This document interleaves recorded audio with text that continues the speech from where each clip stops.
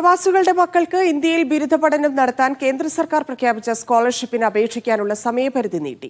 ഈ മാസം 27 വരെ പഠന സഹായത്തിന് അപേക്ഷ സമർപ്പിക്കാമെന്ന് അറിയിച്ചുകൊണ്ട് സർക്കാർ പുതിയ സർക്കുലർ ഇറക്കി. 150 വിദ്യാർത്ഥികൾക്കാണ് ഈ സ്കോളർഷിപ്പ് ലഭിക്കുക. കേന്ദ്ര സർക്കാരിന്റെ SPDC സ്കോളർഷിപ്പിന് അപേക്ഷിക്കാൻ നവംബർ 30 വരെയാണ് നേരത്തെ സമയപരിധി നിശ്ചയിച്ചത്. ഇത് ഡിസംബർ 27 വരെ നീട്ടിയതായി അബുദാബിയിലെ ഇന്ത്യൻ എംബസി അറിയിച്ചു.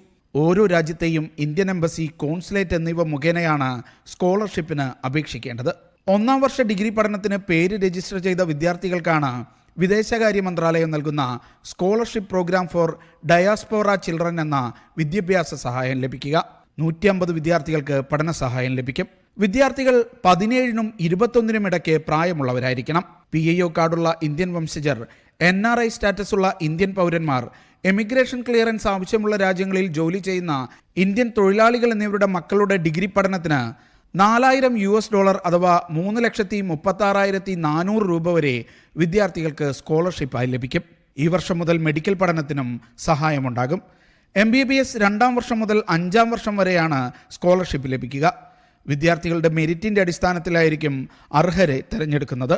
പ്രവാസികളായ രക്ഷിതാക്കൾക്ക് അപേക്ഷ നൽകാൻ അതത് രാജ്യത്തെ എംബസിയെയോ ഇന്ത്യൻ കോൺസുലേറ്റിനെയോ ബന്ധപ്പെടാം. Media 1, Dubai.